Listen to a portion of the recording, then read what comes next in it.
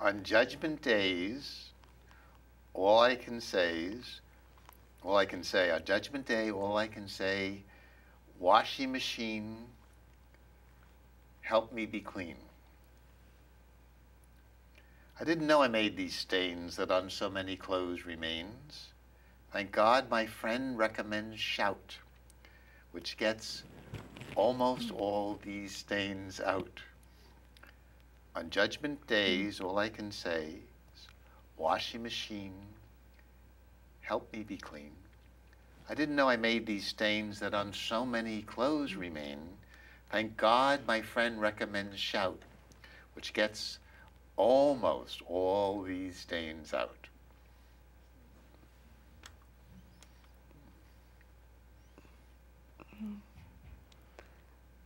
Yeah. So that, would you like to speak more to, I think at one point you had talked with me even elevating friends to the point of relating it to how, thinking that it's almost like a teaching of the importance of friends with the resurrection of Jesus. Oh my. How pulling him off the cross and enabling a reresurrection and realizing how vital. Would you like to speak to that just a little bit? I might have a poem about that. Oh, you might have a poem Maybe about that. you can Well, find it.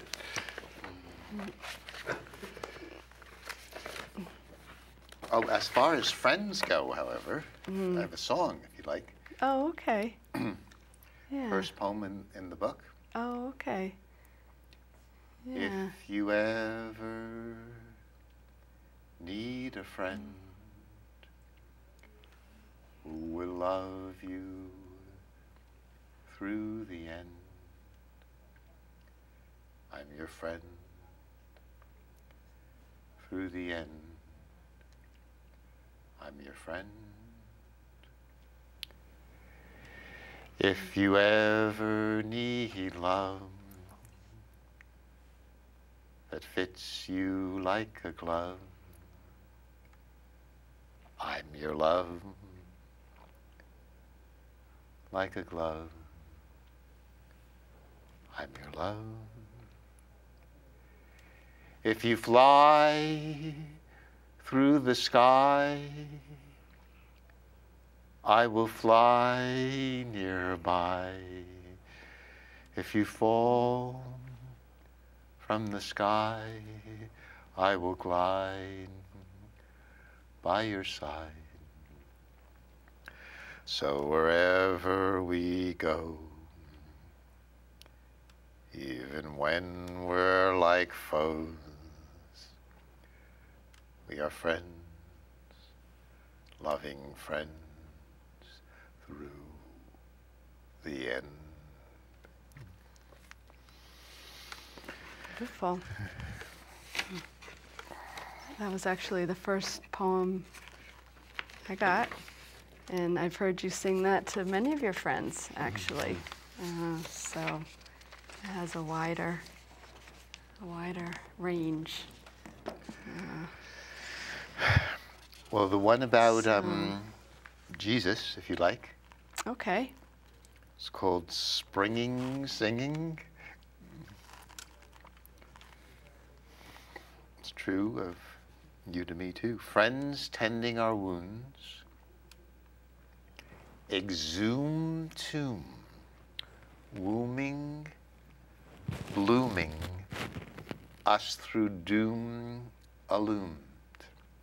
Springing, singing, friends tending our wounds, exhume tomb, wombing, blooming, us through doom illumined. It's a lot. 70s. But I thought that, I like to call him Joshua, that his friends took him off the cross after about 3 hours. Most people don't die. As painful as crucifixion is, it's usually, you eventually can't breathe. So they took him off the cross, and he might have been flatlined or dead. You mean like how long does it take before It takes they can't breathe? usually longer. Longer than 3 hours? Yes, even Pontius Pilate said, "So soon you took him off?" Oh. And and he could have been flatlined and dead, as many people are, and his friends caring for him helped him, and tending his wounds helped him revive. The word then they used was resurrect. Either one is fine. The reason I like revive is then all of us, when we feel crucified and flatlined and tombed and doomed, right, our friends can really are needed. And he helped create these friends by loving them. And they loved him back. He got his karma and was revived. And so I like to think in fact, I know we do that for one another. Friends do that for one another. So even if it's something as simple as recommending shout for your stains. Yes. Yes. And helping don't be so stained, so I don't give myself away as a person who's very stained. Yes.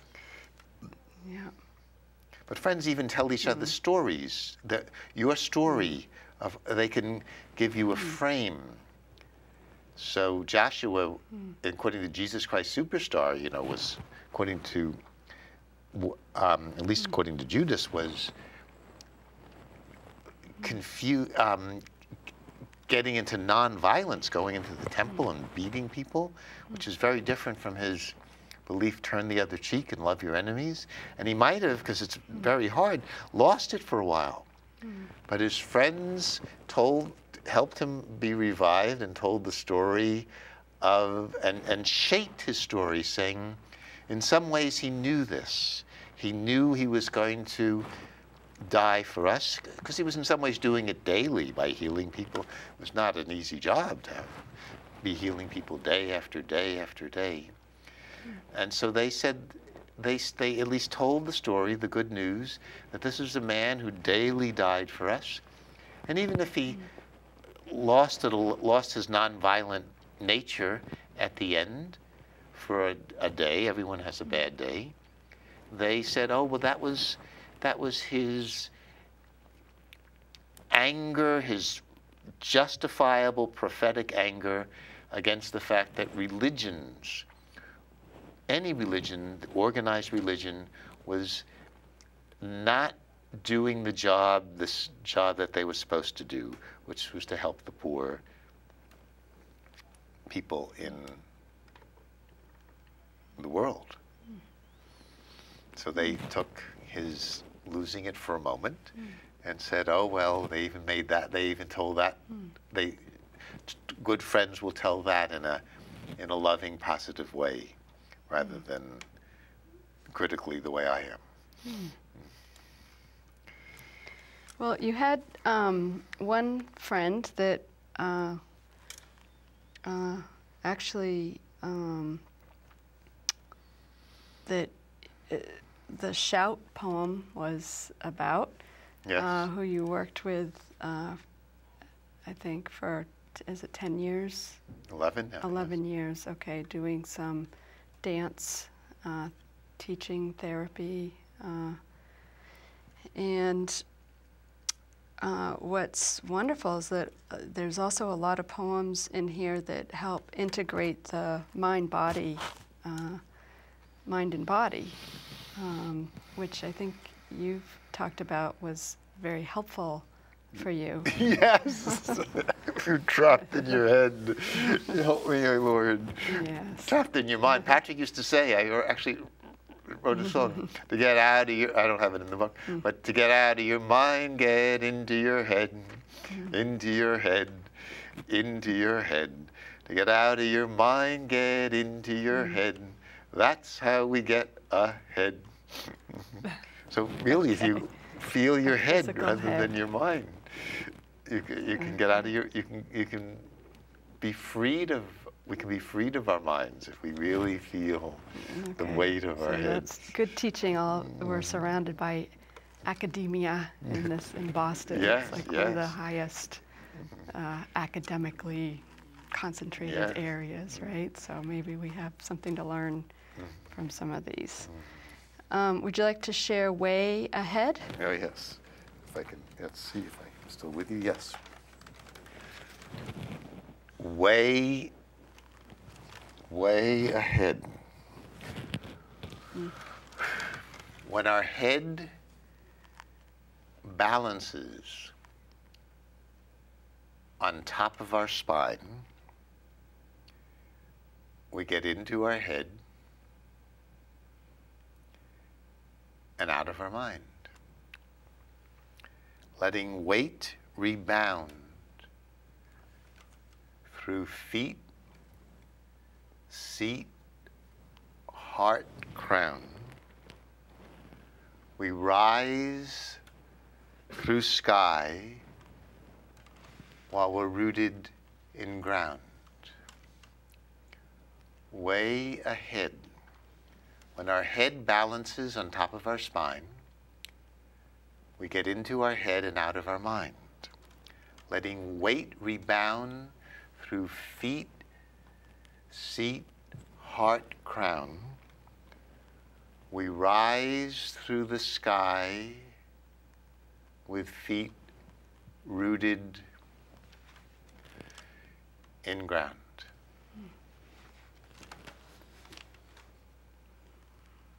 Wonderful.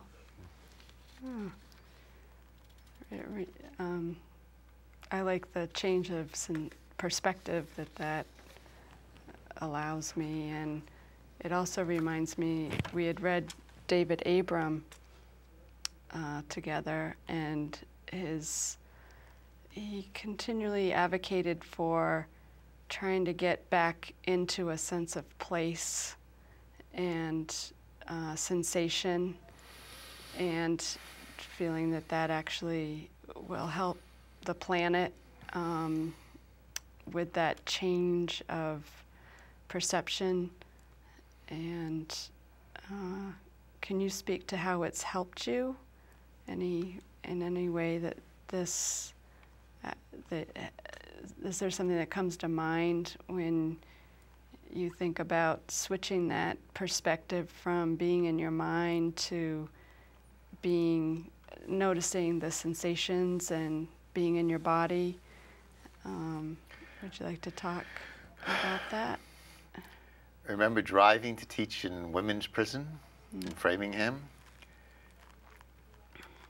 and feeling crazy and not wanting to be in the prison and talk to people at all, rather be at home in bed, lying down. But it was time to teach. And I'm driving and I don't know what to do with these, for even driving, what to do with these very crazy feelings. And I remember what Patrick taught me, and the poem helps. Okay, I'm just going to sense the steering wheel and feel my body, and I really could let the crazy feelings not even leave. I just wasn't in my mind anymore. When I work with Patrick Crowley, I often, especially me from the University of Chicago, want to tell him what I want to do today, and he won't let me speak. I say, this is the agenda. He says, floor. And I have to go down to the floor and begin to move. And if I can move and tell him the agenda, then he will listen. So he really wants me. So he's a real teacher of the body. Yes, especially me, he knows. Embodying the body. Yes, not to get in to my body. And then maybe I can get into my mind again.